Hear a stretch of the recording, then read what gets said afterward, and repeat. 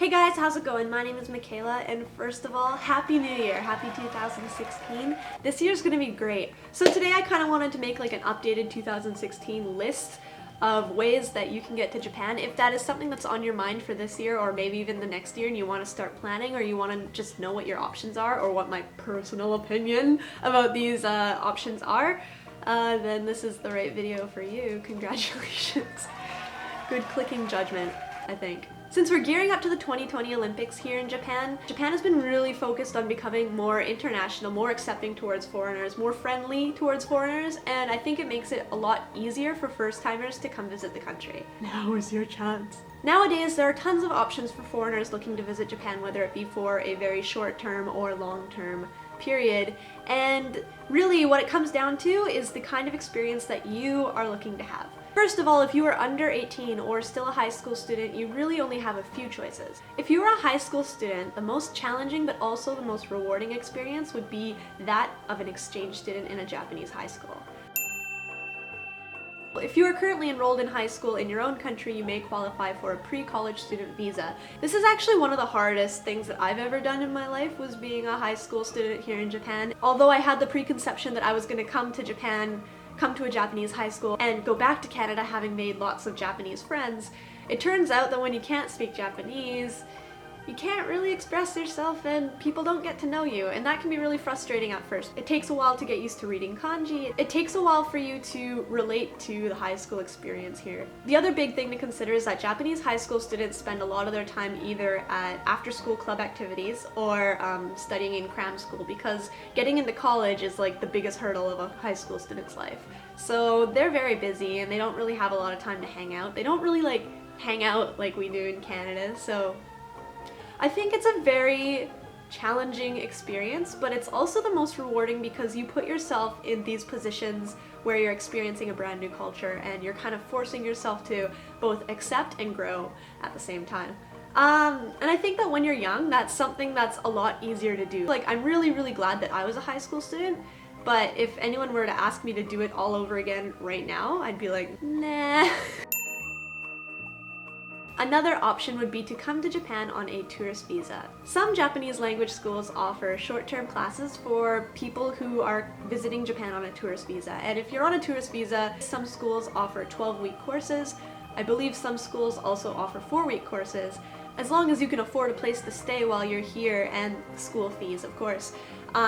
This is a good way to kind of experience what it's like to live in Japan without the actual commitment of living in Japan forever. Especially if you're a high school student and you don't really want to do the whole exchange student thing, you could try to come over maybe on summer vacation and take a 4-week language school course while, you know, just getting a feel for the daily life here. And then when you graduate, if Japan is where you really want to be, you can kind of work towards coming back. The most expensive but also most convenient and least stressful way of seeing as much of Japan as possible in a short period of time would be to join an all-inclusive tour such as Kontiki or Intrepid. I think Intrepid actually has a lot of Japanese tours ranging from 4 days to like 2 weeks.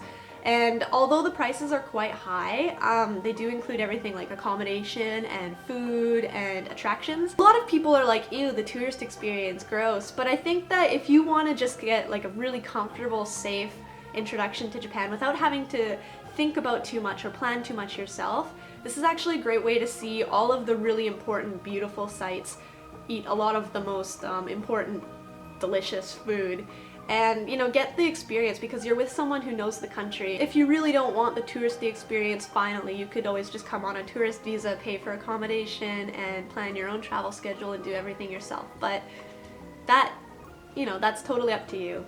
A working holiday visa is also a great option for those of you who have completed high school but are under 30 years old. However, it's always kind of hard to talk about this because Americans do not have access to the working holiday visa, and it kind of sucks for them. But a lot of Canadians, Australians, Europeans visit Japan on working holiday visas, and each country has its own rules, so I can only talk about it kind of generally. Working holiday allows you to visit Japan for a longer time than a tourist visa does, plus you also get permission to work, so you can kind of support yourself and pay your way along as you're traveling or living in Japan. People who come visit on working holiday usually end up on short-term contracts teaching English, or they work at farms. Farm work is actually a lot of fun. I recommend that. Finally, if you're looking for more long-term options, you've decided that absolutely you want to try your best to spend as much time in Japan as possible, you have 3 options. You can come as a post-secondary student, you can come as an employee of a company, or you can get married. Pursuing post-secondary education, college, university, or specialty school in Japan is actually a lot of fun, and a lot of people will recommend university exchanges over high school exchanges just because they're less strict. The other students also have more free time. They're usually a little more open-minded, more friendly, more outgoing. They're willing to talk to foreigners and teach them more about their culture. In high school, a lot of students are just really busy studying and trying to get their way through high school so they can get to a good college. And I'm not really sure about this because I never did this one, but you know, there are lots of scholarships you can apply for, bursaries to help with the monetary burden as well. And you will get permission to work part-time, so you can kind of like pay your way along. That's how I paid for everything in Japan when I was a student, was I taught English on the side. Or another option is that you can enter Japanese university as an international student and take your whole 4 years of education in Japan. If you go to an international university, they may be able to accommodate you more.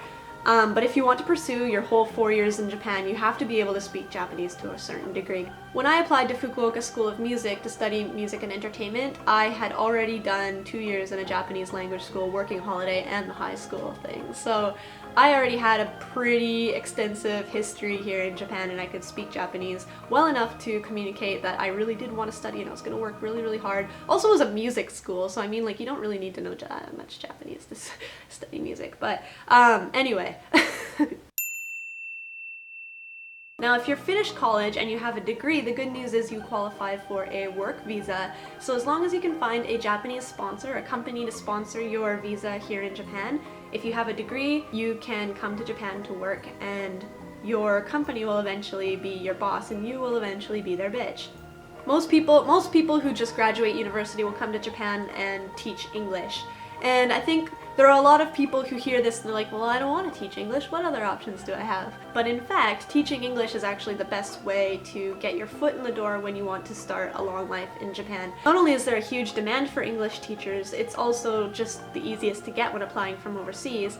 And it's just, the hours aren't as bad as working in a Japanese company. You won't be working long, crazy overtime hours. There are a lot of people who are like, what, I can't be an English teacher. And if you really don't like people, then don't be an English teacher, because that's not fair to the kids. But I mean, even if it's not your first ideal career choice, it should be an option, because it's a good opportunity to just get to know Japan and kind of build other connections and kind of figure out what other skills you need to get the job that you want. Finally, you could also get married for a visa, but I would not recommend that even to my worst enemy, because it's a bad idea. Japanese divorce laws are not the same as they are in your own country. If you're in love with someone, go for it, get married. I praise you, but if you're just getting married for a visa, no, don't do it.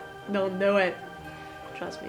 I'll put some further reading links below so you can kind of look deeper into the options that interest you and find out whether or not you qualify. Yeah, good luck this year, honestly. Good luck to all of us trying to make it in this big old world. It's a new year, a new start.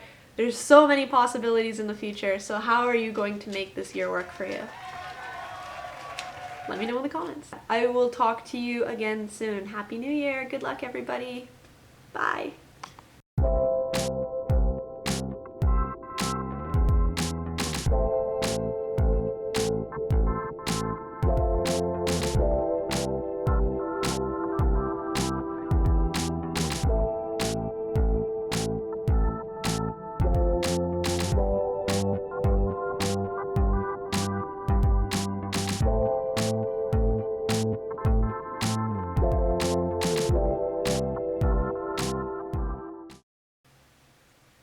Kit, you want to hear this? Are you here to hear my story?